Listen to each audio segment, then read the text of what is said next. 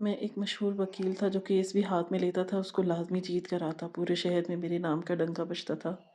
ایک بار میرے پاس ایک سیاستدان کے بیٹے کا کیس آیا، اس پر الزام تھا کہ اس نے اپنی یونیورسٹی کے ٹیچر کی آبرو ریزی کی ہے۔ پورے شہر میں کوئی بھی اس کا کیس لینے پر تیار نہیں تھا۔ اس کے باپ نے مجھے 5 کروڑ کی آفر کی تھی۔ یہ دیکھ کر میرا ضمیر لالچ میں آ گیا۔ جب عدالت میں کیس چلا تو میں نے اپنا پورا زور لگا کر ٹیچر کو غلط ثابت کر دیا اور اپنے موکل کو باعزت بری کروا دیا۔ اس ٹیچر کی بوڑھی ماں نے جھولی اٹھا کر مجھے بددعائیں دی۔ میں ہنستا ہوا واپس چلا آیا، لیکن اگلے روز صبح کے اخبار میں لگنے والی خبر دیکھ کر مجھ پر بجلیاں گر گئیں، کیونکہ میں اپنے کیبن میں بیٹھا فائل مکمل کر رہا تھا جب اچانک کمرے کا دروازہ کھٹکا۔ سکندر صاحب داخل ہوئے۔ میں نے ایک نظر ان پر ڈالی اور دوبارہ اپنی فائل میں جھک گیا۔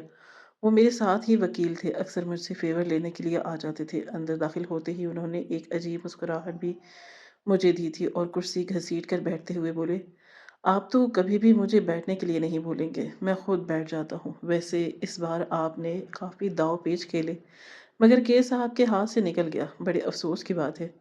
بھری محفل میں آپ کو کلائنٹ نے ذلیل کیا ہے۔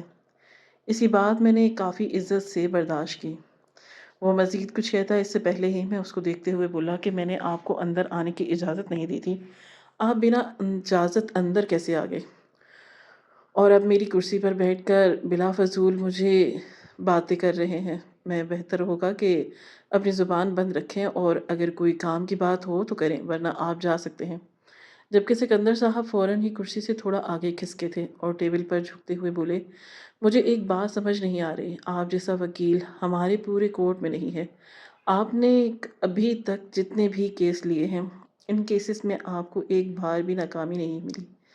آج آپ نے ایسا کیوں دیکھتے ہی دیکھتے آپ کیس کیوں ہار گئے؟ جبکہ میں مسکرایا تھا۔ ابھی میں کچھ کہتا اسی پل کمرے کا دروازہ ایک بار پھر بجا۔ میں نے سر اٹھا کر دیکھا تو سامنے مخالف پارٹی کا وکیل کھڑا تھا۔ میں اپنی جگہ سے کھڑا ہوا تھا۔ وہ وکیل اندر آیا، باقاعدہ مجھے گلے لگا کر میرا کندھا تھپاتے ہوئے بولا، میں آپ کو ہمیشہ شکر گزار رہوں گا۔ آپ نے جو مجھے فیور دیا ہے، آپ کو بھی اس کے بدلے لازمی فیور ملے گا۔ میں نے پیسے آپ کے اکاؤنٹ میں ٹرانسفر کر دیے ہیں اور مزید امید کرتا ہوں کہ ہماری دوستی آگے بھی ایسے ہی چلے گی۔ جبکہ میں سر نفی میں ہلاتے ہوئے بولا، یہ کیس میں صرف اور صرف اس لیے ہارا ہوں تاکہ میں ہائی کورٹ کے لیے لڑ سکوں، وہاں کا عہدہ مجھے ملے، اور آپ نے وعدہ کیا تھا کہ آپ بار کونسل میں موجود اپنے والد کے ذریعے میرے کام کروائیں گے اور جج کو بھی میرے لیے اچھے ریمارکس دینے پر قائل کریں گے۔ میری بات سن کر مخالف پارٹی کے وکیل کے چہرے کی رنگت اڑ گئی اور مجھے دیکھتے ہوئے بولے، سلمان صاحب، ہماری ڈیل صرف پیسوں کی ہوئی تھی، آپ بار کونسل تک کیوں جا رہے ہیں؟ یہ تو آپ کی کارکردگی آپ کو وہاں تک پہنچائے گی۔ ہائی کورٹ، سپریم کورٹ کے لیے آپ کو ابھی محنت کرنی ہوگی، ابھی تو آپ کے سال بھی پورے نہیں ہوئے۔ جبکہ میں فوراً بولا کہ بے شک میرے سال پورے نہیں ہوئے، مگر میں نے جتنی محنت کی ہے اور جتنے کیس میں اب تک جیت چکا ہوں، اس سے تو صاف ظاہر ہے کہ مجھے سپریم کورٹ یا ہائی کورٹ تک جانے کی اجازت دی جائے، اور یہ کام کسی کی سفارش سے ہوئی ہو سکتا ہے۔ میں امید کروں گا کہ تم میرا ساتھ دو گے، بدلے میں تمہیں جیتنے کے مواقع دوں گا، کیونکہ یاد رکھنا، اگر میرے سامنے آؤ گے تو صرف اور صرف زمین بوس ہوگے۔ اب تمہارے ہاتھ میں ہے کہ جیت چاہیے یا ہار۔ یہ کہہ کر میں اپنی جگہ پر واپس بیٹھ گیا، جبکہ مخالف پارٹی کا وکیل سر ہاں میں ہلا کر کمرے سے چلا گیا۔ اس کے جاتے ہی سکندر بولا، یقین نہیں آ رہا کہ تم اتنی گہری چال بھی چل سکتے ہو۔ تم ہائی کورٹ کے لیے تو اہل ہو کیونکہ تمہارے 2 سال پورے ہو چکے ہیں، لیکن سپریم کورٹ کا تو تم سوچ بھی کیسے سکتے ہو؟ ابھی تمہیں وکالت میں آئے 10 سال بھی نہیں ہوئے، صرف اور صرف 6 سال ہوئے ہیں۔ میں نے سر نفی میں ہلایا اور اس کو دیکھتے ہوئے بولا کہ 6 سال 5 مہینے 13 دن۔ میں نے ایک ایک وقت سپریم کورٹ میں کھڑے ہونے کے لیے کاؤنٹ کیا ہے۔ 2 سال میرے پورے ہو گئے اب، مگر مجھے ایک عام وکیل کی طرح ہی رہنا پڑ رہا ہے، کیونکہ آگے سفارش چلتی ہے اور میرے پاس کوئی سفارش بھی نہیں ہے۔ اسی لیے اب میں ایسے ہی قدم اٹھاؤں گا۔ جتنا بھی ہم ایمانداری سے کام کر لیں، یہ ملک کرپٹ سی ہے، ہاں پر صرف اور صرف پیسہ چلتا ہے، اور میں اپنا پیسہ کسی قیمت پر ضائع نہیں کروں گا۔ اسی طرح فیور لے کر آگے بڑھوں گا، اور تم اپنے کام سے کام رکھو، ورنہ تمہاری بھی شکایت کر سکتا ہوں۔ اب جاؤ یہاں سے۔ جبکہ سکندر اپنی جگہ سے کھڑا ہوا تھا और मुझे देखते हुए बोला कि तुम बहुत तेज़ आदमी हो, तुम्हारा कुछ नहीं हो सकता, मगर याद रखना एक वक्त आएगा तुम्हें तुम्हारी गलतियों का सज़ा भी ज़रूर मिलेगी। तुम कह रहे हो कि तुम ईमानदारी से लड़ते हो, मगर हम सबको पता है तुमने किस तरह जज को ख़रीदा होता है और किस तरह तुम तमाम गवाहों को भगा देते हो। तुम्हारे जैसा इंसान इस पूरी दुनिया में नहीं। जबकि मैंने हाथ हवा में हिलाया, फ़ज़ूल बातें सुनना मैं पसंद नहीं करता। मैंने पढ़ाई बहुत मुश्किल से पूरी की थी। मेरी माँ ने सिलाई कर कर के मेरी फ़ीस अदा की थी। मेरा बाप दिहाड़ीदार मज़दूर था जो रोज़ कमाता था और रोज़ का खाता था, मगर इसके बावजूद उसने मुझे पढ़ाया था, एक आला मुकाम दिलाया था। तो अब मुझ पर भी लाज़िम था कि इन्हें एक अय्याशी भरी ज़िंदगी गुज़ारूँ और इन सब चीज़ों के लिए मुझे एक बड़ा ओहदा चाहिए था। बेशक मैंने इतने कम वक़्त में काफ़ी पैसा कमा लिया, लेकिन मैं हमेशा बड़ी छलांग लगाने का आदी था। मैंने फ़ाइल को मुकम्मल किया था और इसे एक तरफ रखकर अब अपनी जगह से खड़ा हुआ था। इरादा घर जाने का था, मगर मुझे मालूम ही नहीं था कि आज मेरी ज़िंदगी में किस तरह का बदलाव आने वाला है। मैं अभी अपने ऑफ़िस से बाहर ही आया था कि जब अचानक मेरे मोबाइल फ़ोन पर बेल बजी। सामने जज काशिफ़ साहब का नंबर था। मेरे माथे पर बल पड़े थे। ये वही जज था जिसे मैंने ख़रीदने की कोशिश की थी, मगर इस आदमी ने मेरी एक बात नहीं सुनी थी, बल्कि मुझ पर अलग ही इल्ज़ामात लगाकर अपने घर से निकाल दिया था। दिल तो चाह रहा था कि नंबर ब्लॉक कर दूँ, मगर ना चाहते हुए भी मुझे फ़ोन रिसीव करना ही पड़ा। मैंने कॉल रिसीव की तो अगली तरफ से इसकी इल्तिजाई आवाज़ गूंजी, आप एडवोकेट सलमान बात कर रहे हैं? मैंने आंखें घुमाकर जवाब दिया, हाँ मैं ही बात कर रहा हूँ। जब मेरे इस नंबर पर कॉल किए है तो मेरे अलावा कौन बात कर सकता है? मैंने जानबूझकर उन्हें उल्टा जवाब दिया था, जबकि वो फ़ौरन बोले, मुझे आपसे मुलाकात करनी है। क्या आप मेरे घर आ सकते हैं? आँखों के सामने कुछ दिनों बाद पहले का मंज़र आने लगा। किस तरह मैं इनके सामने बैठा मिन्नत कर रहा था। इनको समझा रहा था कि अगर हमने इस केस की सुनवाई जल्दी रख ली, तो मामला जल्द से जल्द निपट सकता है। मगर ये जज मुझे तारीख देने पर रज़ामंद ही नहीं था, क्योंकि मुझे मालूम था मुखालिफ पार्टी काफ़ी तगड़ी है। पैसे खिलाने की भी कोशिश की गई थी, मगर ये आदमी मानने को तैयार ही नहीं था और ज़लील करके मुझे अपने घर से निकाला था कि अगर तुम 5 मिनट के अंदर-अंदर मेरे घर से नहीं चले गए तो मैं तुम्हारे खिलाफ रिपोर्ट दर्ज करवा दूँगा। मुखालिफ पार्टी का वकील जज को खरीदने के लिए इसके घर आ गया। मैंने गहरी सांस ली थी और टिका-टका सा जवाब दे दिया, माज़रत लेकिन मैं आपके घर नहीं आ सकता, क्योंकि मेरा एक केस चल रहा है। अगर मैं आपके घर आऊँगा तो लोगों को यही लगेगा कि मैं आपको खरीदने पहुँच गया हूँ और खैर से आप मुझसे क्यों मिलना चाहते हैं? अब आपको अपनी इज़्ज़त गिरने का कोई अफ़सोस नहीं? जबकि वो फ़ौरन बोले कि देखो, फ़ायदा तुम्हारा भी है, एक दफ़ा मुझसे मुलाकात कर लो, मैं तुम्हारे दिन बदल दूँगा, तुम्हारी किस्मत के दरवाज़े खुल जाएँगे, सिर्फ़ एक दफ़ा आ जाओ। अब लम्हे भर के लिए मैं ख़ामोश हुआ था। बिला फ़ज़ूल मैं किसी से भी अपनी बात ख़राब नहीं कर सकता था। सिकंदर से भी अगर मैं उलझता था, तो लाज़मी अगला लम्हा उसके साथ खुशगवार ही था। कब किसका काम पड़ जाए कुछ पता नहीं होता था। मैं फ़ौरन बोला कि कहाँ में आना है? मेरी बात सुनकर चंद लम्हे खामोशी छाई थी। ऐसा लगता था कि जैसे जज साहब किससे बात कर रहे थे। चंद लम्हे बाद उन्होंने मुझे एक एड्रेस सेंड किया और बोले कि जो एड्रेस मैंने तुम्हें भेजा है, यहाँ पर आ जाओ, मीटिंग दोपहर 3 बजे की रखी है। तुम्हें अच्छा मुआवज़ा मिलेगा। जबकि मैं जी बोलकर फ़ोन काट चुका था। लम्हे भर के लिए मुझे हैरानी भी हुई थी कि ये आदमी मेरे साथ इतने अच्छे तरीके से बर्ताव क्यों कर रहा है, वरना ये शख्स मेरी शक्ल देखने को भी तैयार नहीं था। फ़िलहाल मैंने अपना सर झटक दिया, क्योंकि इरादा घर जाने का था। गाड़ी निकाल कर मैं सीधा अपने घर के लिए रवाना हुआ। एक मुख्तसर मुसाफ़िर तय करके मैं अपने घर पहुँचा तो लम्हे भर के लिए मेरे चेहरे पर मुस्कुराहट बिखर गई थी। कुछ सालों पहले मैं एक कच्चे मकान में रहता था। बारिश के वक़्त घर में पानी टपकता अक्सर गली में पानी भरने के बजाय मेरे घर में भर जाया करता था। सुबह के वक़्त अगर हम नाश्ता कर लें तो दोपहर का खाना हमें गल नहीं पड़ता, क्योंकि फिर रात के लिए कुछ नहीं होता था। वो वक़्त याद करके और आज अपना घर देखकर मेरा दिल खुशी से झूम उठता था। मैं अपना सर झटक कर अंदर की तरफ बढ़ा था। मुझे मेरी माँ की गूंजती हुई आवाज़ सुनाई दी, जो मुलाज़मों पर भड़क रही थी। वो वक़्त भी आज मुझे याद था, जब मेरी माँ सिलाई के कपड़े गलत सी देती थी तो औरतें खड़े-खड़े इन्हें ज़लील कर देती थीं और आज अम्मा सबको जूते की नोक पर रखती थी। मैं सीधा किचन में आया और मुलाज़मों को झिड़कियाँ दे रही थी। मैंने मुस्कुराकर इन्हें पीछे से गले लगा लिया। मेरी मौजूदगी महसूस करके उन्होंने प्यार से मेरे गले पर हाथ रखा था और मुझे देखते हुए बोली कि आ गया मेरा शहज़ादा। کب سے تمہارا انتظار کر رہی ہوں، تمہاری پسند کا ناشتہ تیار کروایا تھا مگر تم بھوکے پیٹ چلے گئے۔ اب بیٹھو، میں تمہیں اپنے ہاتھوں سے دوپہر کا کھانا کھلاؤں گی۔ ہم جب غریب تھے میری ماں تب بھی مجھ سے بہت لاڈ کیا کرتی تھی۔ آج ہم امیر تھے مگر ان کا انداز بالکل بھی نہیں بدلا تھا۔ ہاں، ابا کافی بزدل رہنے لگے تھے۔ ان کا کہنا تھا کہ یہ سب حرام کی کمائی ہے، کوئی کتنا بھی بڑا وکیل بن جائے اتنے کم وقت میں اتنی زیادہ ترقی نہیں کر پاتا۔ کچھ نہ کچھ غلط کام کرتے ہو، مگر میں ان کی باتوں کو زیادہ سر پر سوار نہیں کرتا تھا۔ میں اماں کے ساتھ ڈائٹنگ ٹیبل پر آ گیا۔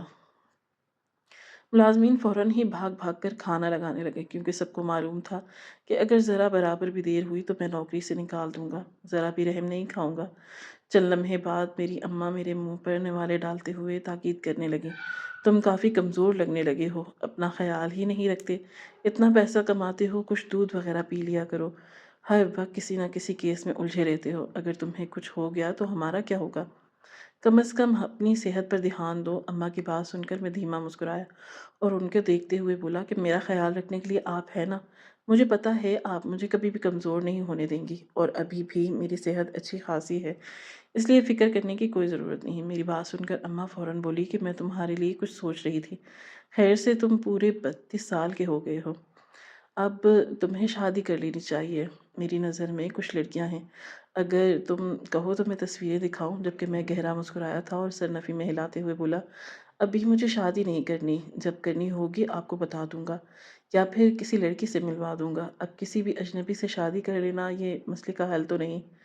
جبکہ وہ فوراً بولی تھی کہ ہاں ہاں، جب ہم مر جائیں گے تب تم شادی کر لینا، تمہارے بچے ہوں اور ہم ان کے ساتھ کھیلیں، تمہارے ابا جو ہر وقت تم سے خفا خفا رہتے ہیں تمہاری اولاد کو دیکھتے ہی کھل جائیں گے، تم سے تمام ناراضگیاں ختم کر دیں گے، خدا کے لیے شادی کر لیے، مان جاؤ۔ میرے پاس 3 لڑکیاں ہیں اور تینوں ہی اعلیٰ خاندان کی ہیں، اعلیٰ کردار کی مالک ہیں۔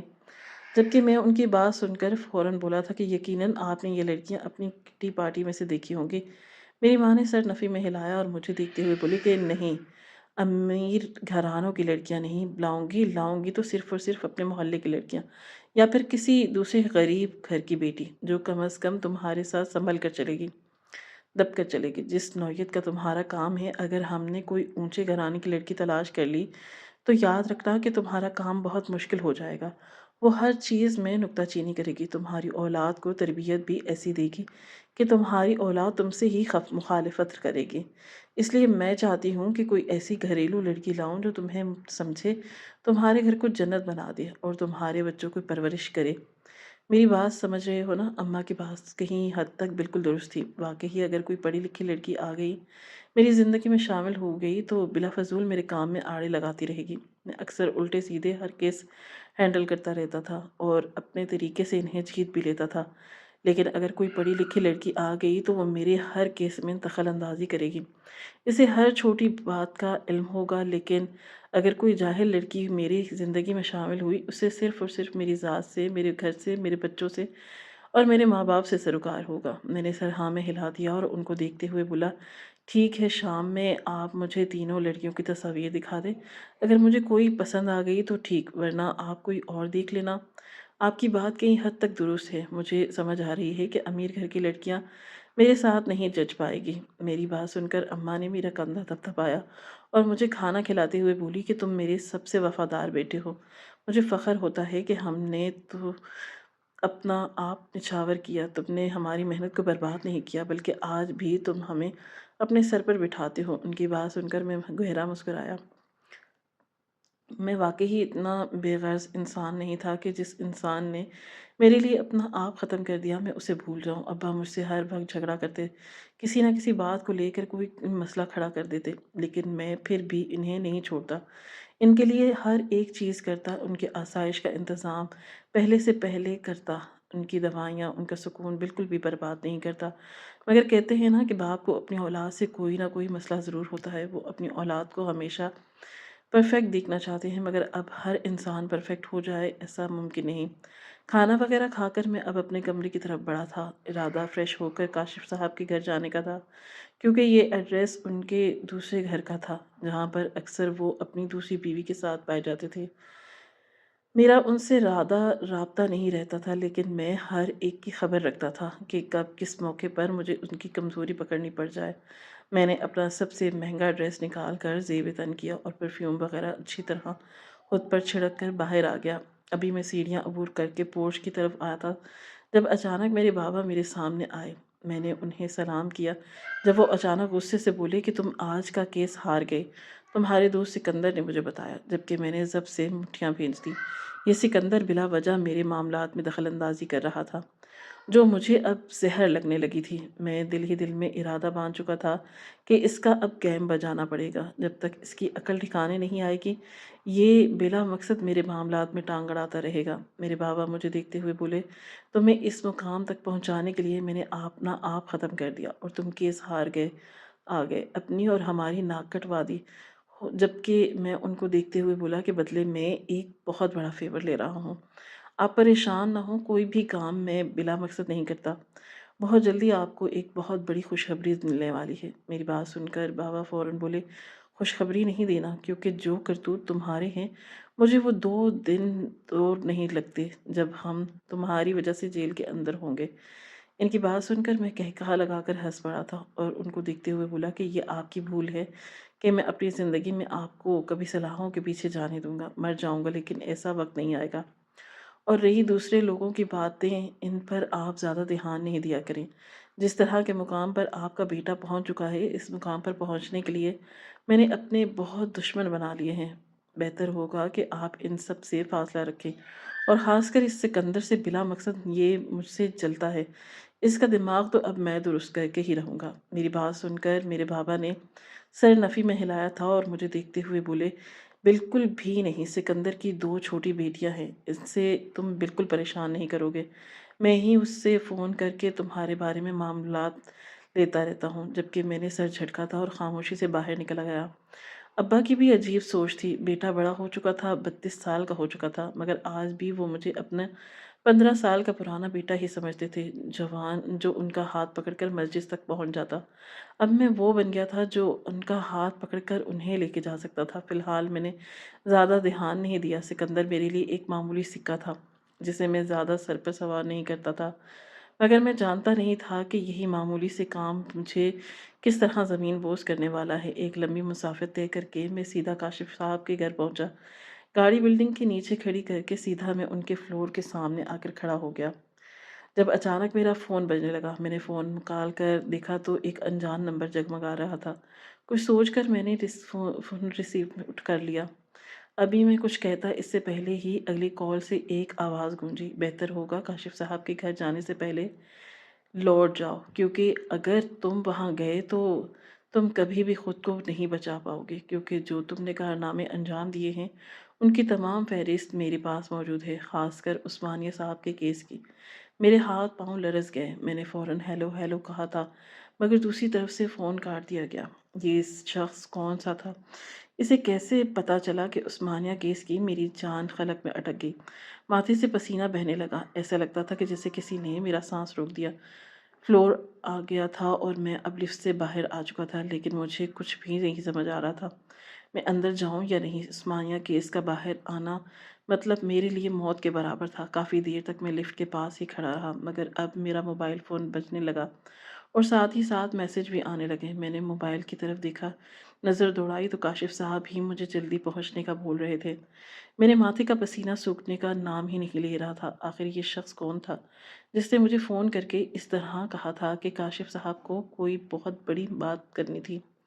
کچھ سوچ کر میں نے اس نمبر کو اپنے اسسٹنٹ کو سینڈ کر دیا تاکہ وہ اس نمبر کے ذریعے اس انسان کی معلومات نکال سکے، اور میں اب خود کو سنبھال کر کاشف صاحب کے گھر کی طرف بڑھ گیا۔ بلا مقصد پریشان ہونا مجھے اچھا نہیں لگتا تھا۔ ان کے دروازے پر پہنچ کر میں نے ایک دفعہ گھنٹی بجائی تھی اور اگلی دفعہ دروازہ کھول دیا گیا۔ سامنے ملازمہ کھڑی ہوئی تھی۔ مجھے دیکھتے ہی اس نے سلام کیا، جبکہ میں سر ہاں میں ہلا کر خاموشی سے ڈرائنگ روم میں بیٹھ گیا۔ وہ فلیٹ نہیں بلکہ ایک محل تھا جسے بہت ہی خوبصورت طریقے سے سجایا گیا تھا۔ میں ڈرائنگ روم میں داخل ہوا تو اگلا لمحہ میرے لیے جھٹکے کا تھا۔ مجھے اب سمجھ آ گیا کہ یہاں مجھے کیوں بلایا گیا ہے۔ میں نے سلام کیا اور اپنی جگہ سنبھال لی، جبکہ کاشف صاحب باقاعدہ کھڑے ہو کر مجھ سے ملے۔ سامنے ہی سیاستدان شوکت बैठे थे और उनका बेटा हंज़ला सर झुकाए बैठा हुआ था। काशिफ़ साहब मुझे देखते हुए बोले कि हम सब आपका ही इंतज़ार कर रहे थे। काफ़ी देर से मैं आपको फ़ोन कर रहा हूँ, लेकिन आपने किसी एक फ़ोन का भी जवाब नहीं दिया। जबकि मैं सर नफ़ी में हिलाते हुए बोला, हाँ, मैं लिफ्ट के अंदर ही था, इसीलिए कॉल रिसीव नहीं की। खैर, आप मुझे बताएँ, मुझे क्यों बुलाया गया है? बात की नोयत मैं अच्छी तरह जानता था, क्योंकि मैं किसी भी चीज़ से गाफ़िल नहीं रहता था। हर एक चीज़ पर मेरा ख़ासा ध्यान होता। काशिफ़ साहब मुझे देखते हुए बोले कि आप शौकत साहब को तो जानते ही होंगे, हमारे सबसे बेहतरीन सियासतदान हैं। जबकि मैं गहरा मुस्कुराया था और सर नफ़ी में हिलाते हुए बोला, बेहतरीन का नहीं मालूम, लेकिन इतना ज़रूर पता है कि इनके बेटे हंज़ला पर एक लेडी टीचर का केस चल रहा है। और बहुत अफ़सोस की बात है कि आपका बेटा सिर्फ़ और सिर्फ़ 20 साल का है और ऐसी हरकत कर गया। उम्मीद नहीं था कि आप जैसे लीडर का बेटा ये काम भी कर सकता है। जबकि शौकत साहब फ़ौरन बोले कि देखें, मुझे आपकी मदद की बहुत ज़रूरत है। वो मुझे मज़ीद कुछ कहते इससे पहले ही मैं अपनी टांग दुरुस्त करते हुए बोला, माज़रत, लेकिन मैं आपकी मदद नहीं कर सकता। मैं समझ गया हूँ कि आपने मुझे यहाँ पर क्यों बुलाया है। हर एक वकील को अपनी इज़्ज़त बहुत प्यारी होती है। अगर मैं आपके बेटे का केस लूँगा तो मेरी इज़्ज़त दाँव पर लग जाएगी, क्योंकि आपके बेटे का केस कमज़ोर है और इस टीचर का केस मज़बूत। इस लड़की की आबरूरेज़ी हुई है। तमाम मेडिकल रिपोर्ट्स आपके बेटे के ख़िलाफ़ हैं। तमाम शवाहिद उनके पास मौजूद हैं, सीसीटीवी फुटेज है। इसके अलावा कुछ स्टूडेंट्स भी गवाही देने को तैयार हो खड़े हैं। हत्ता कि एक टीचर्स भी इस बात की गवाही देने को तैयार है, आपके बेटे ने इस लेडी डॉक्टर के आबरूरेज़ी की है। बेशक मैं मंज़र पर नहीं था, लेकिन हर एक चीज़ की खबर रखता हूँ। माज़रत, आपका केस बहुत कमज़ोर है और मैं ऐसे कमज़ोर केस कभी नहीं लेता। मेरी भी इज़्ज़त का सवाल है। आपका बेटा अंदर लाज़मी हो जाएगा और मुझे तो हैरानगी है कि हंज़ला बाहर कैसे आया है। इसे तो पुलिस कस्टडी में होना चाहिए। मैं मज़ीद कुछ कहता इससे पहले ही शौकत साहब बोले थे कि तुम बदले में जितना पैसा चाहते हो मैं दूंगा, बस किसी भी तरह इस लेडी टीचर को गलत ठहरा कर मेरे बेटे को सही ठहरा दो। इसका पूरा करियर बर्बाद हो जाएगा अगर ये हवालात के अंदर चला गया। अभी इसकी उम्र ही क्या है, जवानी के जोश में इसने ये काम कर दिया, लेकिन ये अपने किए पर शर्मिंदा है। हमने इस लेडी टीचर को मुआवजा देने की कोशिश की है, तमाम स्टूडेंट का मुंह बंद करवा दिया है। कोई फीमेल टीचर या मेल टीचर मेरे बेटे के ख़िलाफ़ गवाही नहीं देगा। पूरा अमला मेरे साथ में है। सिर्फ़ और सिर्फ़ एक तगड़े वकील की ज़रूरत है, जो आपके अलावा मेरी नज़र में कोई नहीं। मैं सिर्फ़ और सिर्फ़ आपकी ज़ात पर भरोसा कर सकता हूँ। जबकि मैं नफ़ी में सर हिलाते हुए बोला, देखिए शौकत साहब, मैं आपको ज़्यादा नहीं जानता, लेकिन मैं इतना आपको बता दूँ, मैं इससे केस नहीं लेना चाहता जिसमें मेरी पार्टी इतनी कमज़ोर हो जाए कि मैं कुछ मज़ीद कहता। इससे पहले ही शौकत साहब बोले कि मैं आपको पूरे 5 करोड़ इस केस के दूँगा और इसके अलावा मुझे मालूम हुआ है कि आप अपना ओहदा बढ़ाना चाहते हैं। आप सुप्रीम कोर्ट तक जाना चाहते हैं, तो मैं आपको वहाँ वकील बनाने के लिए तैयार हूँ। ये मेरा वादा है। अगर आपको यकीन नहीं तो हम किसी कॉन्ट्रैक्ट पर साइन कर लेते हैं। 3 करोड़ में आपको अभी दे देता हूँ और 2 करोड़ केस के जीतने के बाद आपके हाथ में होंगे। आप क्या चाहते हैं? इनकी बात सुनकर चंद लम्हे के लिए मैं बिल्कुल खामोश हो गया था। 5 करोड़ एक बहुत बड़ी रकम थी, एक बहुत बड़ी छलांग, और इसके बाद जो ओहदा मैं चाह रहा था, वो मुझे हाथों हाथ दिया जा रहा था। छोटे-छोटे वकीलों की भी बहुत मुझे बिल्कुल भी ज़रूरत नहीं थी। अगर सियासतदान मेरी सिफ़ारिश करता, तो वो सब कुछ मेरे हाथ में होता। चंद लम्हे तक मैं खामोशी से इस बारे में सोचता रहा और फिर मैंने सर नफ़ी में हिलाया और उनको देखते हुए बोला कि मंज़ूर है, लेकिन मेरी कुछ शर्तें हैं। मुझे मुकम्मल तहफ़्फ़ुज़ दिया जाएगा और आप लोग वो करेंगे जो मैं कहूँगा। बोले, मंज़ूर है। लालच मुझे पर गालिब आ गई। हालाँकि मैं उन दोनों बाप बेटे को देखने ही तय कर चुका था कि इनका केस नहीं लूँगा। मगर कहते हैं ना कि जब इंसान की मत मारी जाती है तो इसे कुछ समझ नहीं आता। वो क्या कर रहा है, मैंने बैठे-बिठाए कुल्हाड़ी अपने पाँव पर मार ही दी। फ़ौरन ही कॉन्ट्रैक्ट बनाया शुरू कर दिया, जिस पर मेरी तमाम शराइत, पैसों की रकम और इनके वादे के वगैरह लिखे जा रहे थे। अगर वो लोग आखिरी मौके पर मुकर गए और मुझे ये सब नहीं दिया, तो मैं इनके बेटे के ख़िलाफ़ गवाही देकर, इनको तमाम सच बताकर इनके बेटे को हमेशा हमेशा के लिए पुलिस की हिरासत में दे सकता था। इसलिए मैं मुतमईन हो गया था। एग्रीमेंट बन जाने के बाद जब मैं इस पर साइन करने लगा, तब अचानक मेरे दिमाग में वही आवाज़ गूंजी कि काशिफ़ साहब के घर नहीं जाओ, वरना उस्मानिया केस सामने आ जाएगा। एक लम्हे के लिए मेरा हाथ लरज़ गया, मगर मैं अपना सर झटक कर सिग्नेचर कर चुका था। 5 کروڑ جیسی رقم کسی بھی قیمت پر گنوانا نہیں چاہتا تھا۔ اس کے ساتھ ساتھ تمام معاملات طے کر کے حنزلہ سے اچھی طرح معلومات لے کر میں گھر کی طرف نکل گیا۔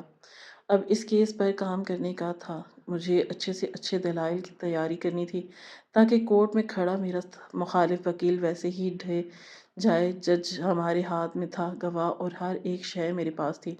میڈیکل رپورٹ، سی سی ٹی وی فوٹیج اب صرف اور صرف مجھے اپنی کارکردگی دکھانی تھی۔ گھر پہنچ کر میں نے پیٹ بھر کر کھانا کھایا تھا کیونکہ کل مجھے بھاگ دوڑ شروع کرنی تھی۔ ماں نے آتے ساتھ ہی مجھے بتا دیا تھا کہ کل تم لڑکی دیکھنے والے ہو، تم دوپہر کے وقت جاؤ۔ یہ بات مجھے بہت بری لگی مگر فی الوقت میں نے انہیں منع نہیں کیا۔ میری ماں کی یہ چھوٹی چھوٹی خوشیاں میں ضائع نہیں کرنا چاہتا تھا۔ ماں باپ کی یہاں یہی مان ہوتی ہے، اپنی اولاد کو صحرا اور خود سجائیں، اور میں اپنے ماں باپ سے جتنی محبت کرتا تھا شاید ہی کوئی اتنی کرتا ہو۔ صبح کا سورج پوری آب و تاب سے روشن تھا۔ معمول کے مطابق میرا پرانا کیس ابھی تک چل رہا تھا۔ میں نے بنا مخالف پارٹی کو جیتنے کا موقع دیے اسے ہرا دیا، حالانکہ ہماری ڈیل ہو چکی تھی کہ میں ان کا ہر کیس ہار جاؤں گا کیونکہ فی الحال اس وکیل کو اپنی پوزیشن یہاں برقرار رکھنی تھی۔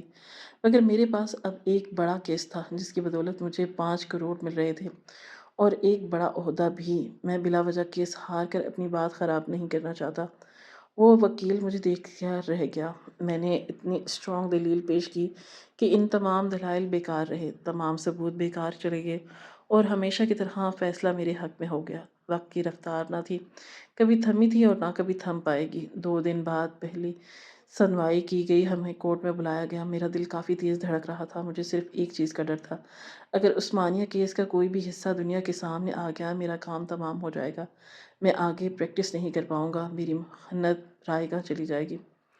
لیکن اس کیس کو بھی ہار نہیں سکتا تھا، اس کی بدولت مجھے سپریم کورٹ تک جا سکتا تھا، مجھے 5 کروڑ مل سکتے تھے اور ہو سکتا تھا کہ اگر عثمانیہ کیس سامنے آتا تو شوکت صاحب مجھے بچا لے۔ پہلی سنوائی وہ لڑکی بھی تھی جس کی عزت کو پامال کیا گیا تھا۔ میری نظر جیسے ہی اس لڑکی پر گئی، کچھ دیر کے لیے میں کچھ بھول ہی نہیں پایا۔ وہ لیڈی ٹیچر کافی ینگ تھی، تقریباً 25 یا 26 سال کی۔ میرا دل تیز تیز دھڑکنے لگا۔ اتنی کم عمری میں اگر اس کے ساتھ کیا گیا یہ ناانصافی تھی۔ اس لڑکی کو معافی نہیں ملنی چاہیے تھی مگر میں مجبور تھا، میرے ہاتھ زنجیر سے باندھے گئے تھے۔ صرف اور صرف زبان کھلی گئی تھی اور وہ بھی ان کے حق میں کھلنی تھی۔ اس کے علاوہ میں کچھ نہیں کر سکتا تھا۔ فوراً ہی دونوں کو کٹہرے میں کھڑا کر دیا۔ اس لڑکی کا معصوم چہرہ نہ جانے کیوں میرے دل کی عجیب کیفیت میں مبتلا کر گیا۔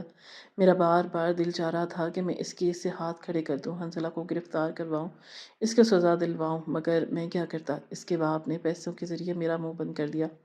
کاشف صاحب نے سنوائی کا اعلان کیا تھا اور مخالف وکیل میرے کلائنٹ پر دیگر الزامات لگا رہا تھا، اس کو مجرم ٹھہرا رہا تھا اور میں عجیب عجیب قسم کے چارجز لگا رہا تھا، پچھلے کیسز بھی اٹھا رہا تھا۔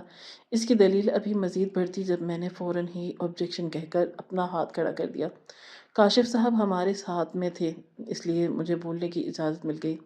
میں اب پوری طرح میدان میں اتر گیا اور اس ٹیچر کو دیکھتے ہوئے بولا کہ کہنے کو یہ ٹیچر صرف 26 سال کی ہیں مگر ان کی چال چلن کچھ ٹھیک نہیں ہے۔ اس عمر میں عموماً غریب گھر کی لڑکیاں شادی کر کے اپنے گھروں کی ہو جاتی ہیں مگر یہ ابھی تک کنواری ہیں۔ وجہ ان کا اوچھا پن ہے، یہ امیر لڑکوں سے تعلقات بناتی ہیں اور پھر ان سے مزید پیسے مانگتی ہیں۔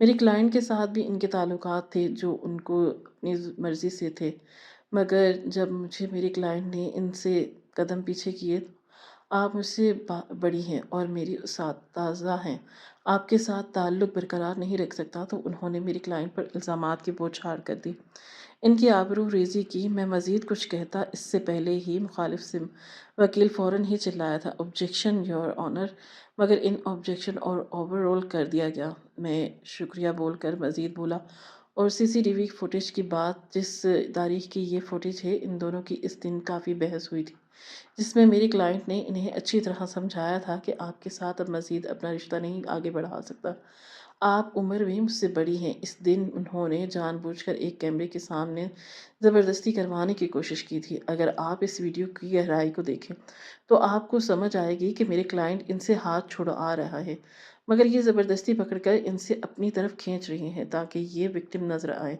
اور میرا کلائنٹ مجرم۔ آپ ان کے بینک اکاؤنٹ چیک کر سکتے ہیں جس میں بڑی رقم ٹرانسفر کی گئی ہے جو میری کلائنٹ کی طرف سے ادا کی گئی تھی۔ کیا آپ میرا پیچھا چھوڑ دیں؟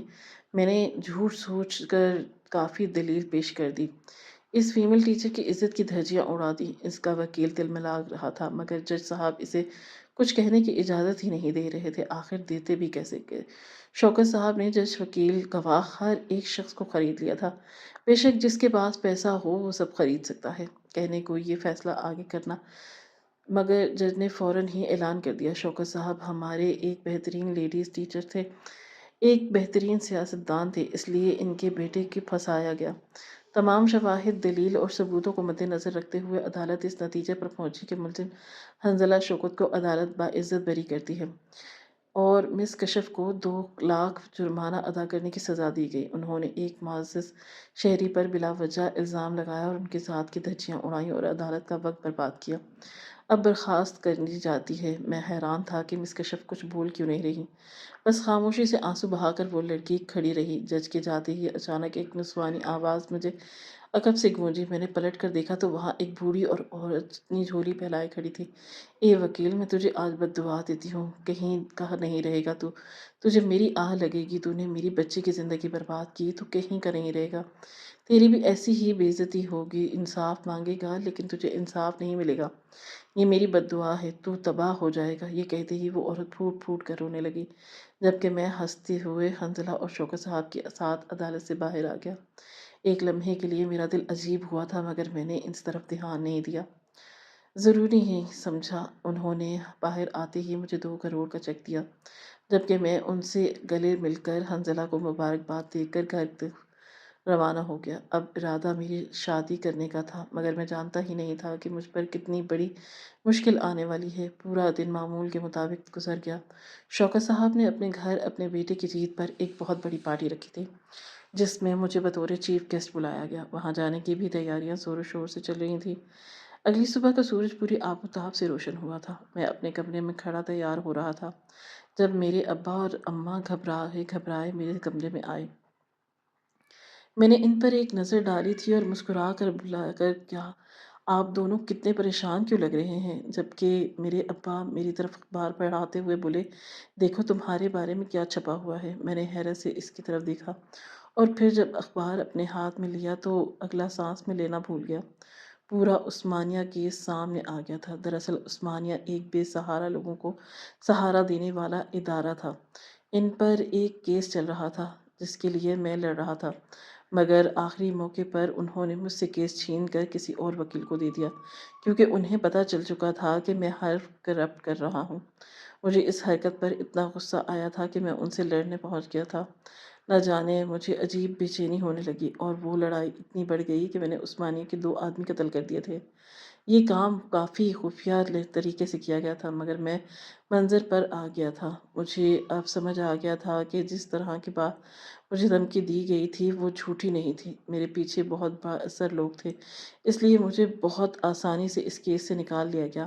مگر ایک بار پھر وہ کیس سامنے آیا اور اس بار حیران کر دینے والی بات یہ تھی کہ وہ تصاویر بھی اخبار میں شائع کی گئیں جس میں صاف نظر آ رہا تھا کہ میں 2 آدمیوں کو قتل کر رہا ہوں۔ ابھی میں کچھ سمجھتا اسی پل دھڑا دھڑ پولیس میرے گھر میں داخل ہونا شروع ہو گئی تھی۔ لمحے میں ہی مجھے اریسٹ کر لیا گیا اور مجھے زبردستی گھسیٹ کر تھانے لے گئے مگر میں دل ہی دل میں مطمئن تھا کہ کوئی نہ کوئی مجھے بچا لے گا۔ کتنے لوگوں کو میں نے فیور دیا تھا مگر یہ بھی میری خام خیالی ثابت ہوئی۔ میں نے جیل پہنچ کر جتنے بھی لوگوں سے رابطہ کیا سب نے انکار کر دیا کہ تمام ثبوت تمہارے خلاف ہیں، ہم تمہارے ساتھ کھڑے نہیں ہو سکتے۔ عثمانیہ ایک معمولی ادارہ نہیں، ایک بہت بڑا ادارہ تھا جس کے ساتھ لوگوں کی ہمدردیاں تھیں۔ تم نے ایک عورت اور ایک آدمی کا قتل کیا ہے، یہ کوئی معمولی بات نہیں ہے، وہ بھی ایک معمولی سی دشمنی کے پیچھے۔ اور پھر کچھ مہینوں بعد میرا کیس فائل ہوا، مجھے عمر قید کی سزا سنائی تھی۔ میں نے 2 قتل کیے تھے اس لیے مجھے معافی نہیں ملی۔ جج صاحب مجھے پھانسی دینا چاہتے تھے لیکن کچھ لوگوں نے میری اندر ہی اندر مدد کی، مجھے مرنے سے بچا لیا تھا۔ مگر کیا فائدہ، میری زندگی عذاب ہو چکی تھی۔ تقریباً 3 ماہ بعد مجھ سے کوئی ملاقات کے لیے آیا تھا اور جب میں ملاقات کرنے کے لیے ملاقاتی کمرے میں گیا تو اگلا سانس میں لینا بھول گیا کیونکہ سامنے کوئی اور نہیں بلکہ وہی فیمیل ٹیچر کھڑی تھی اور جو بات اس نے کہی وہ سن کر میں ان کے قدموں میں بیٹھ گیا۔ وہ فیمیل ٹیچر کوئی معمولی عورت نہیں بلکہ عثمان صاحب کی منگیتر تھی، یعنی عثمانیہ کی جو آنر تھے ان کی منگیتر، یہ سب ایک پورا جال تھا جس میں مجھے پھنسایا گیا تھا۔ یعنی پہلے حنزلہ کو ٹارگٹ کیا گیا، اس کے بعد حنزلہ سے مجھ تک پہنچے اور پھر مجھے یہاں پہنچا دیا گیا۔ میں نے اس عورت سے بہت معافی مانگی تھی، لیکن اس نے صرف اتنا کہا تھا کہ یہ سوچی سمجھی سازش ضرور تھی، لیکن تم نے ایک بے قصور لڑکی کو بلا مقصد قصوروار ٹھہرا دیا، پوری عدالت کے سامنے ذلیل کیا۔ تم جیسے انسان کے ساتھ یہی ہونا چاہیے۔ یہی کہتے ہیں وہ چلی گئی، جبکہ میں زمین پر بیٹھا رہ گیا۔ انسان چاہے دنیا بھر کی بھلائی کرتا پھرے، اگر اس کے دل یا عمل میں برائی شامل ہو تو انجام بھی اچھا نہیں ہوتا۔ دنیا میں وقتی فائدہ یا خوشی مل سکتی ہے، مگر اصل انصاف اللہ کے پاس ہے، جو سب دیکھنے والا اور بہترین فیصلہ کرنے والا ہے۔ لہٰذا انسان کے لیے سب سے بڑی دانش مندی یہ ہے کہ وہ برائی کو ہمیشہ کے لیے چھوڑ دے اور نیکی کو اپنا راستہ بنا لے، کیونکہ نیکی دیر سے صحیح مگر اپنے ثمرات ضرور دیتی ہے، اور برائی جلد یا دیر اپنے انجام تک پہنچتی ہے۔ ناظرین، آپ کو آج کی کہانی کیسی لگی؟ کامنٹ باکس میں اپنی رائے کا اظہار ضرور کریں۔ خواہش صرف اتنی ہے کہ کچھ الفاظ لکھوں جس سے کوئی گمراہی کے راستے پر جاتے جاتے رک جائے، اور نہ بھی رکے تو سوچ میں ضرور پڑ جائے۔ دوستو، امید کرتی ہوں کہ آپ کو یہ کہانی پسند آئی ہوگی۔ پسند آئی ہو تو کہانی کو لائک کریں، کامنٹ کریں اور شیئر کرنا بالکل نہ بھولیں۔ ہاں، اگر آپ اس چینل پر نئے ہیں تو اس چینل کو سبسکرائب کریں اور نوٹیفیکیشن کو ضرور دبائیں تاکہ آنے والی کہانی سب سے پہلے آپ کو مل سکے۔ ملتے ہیں کل ایک نئی اور دلچسپ کہانی کے ساتھ۔ اللہ حافظ۔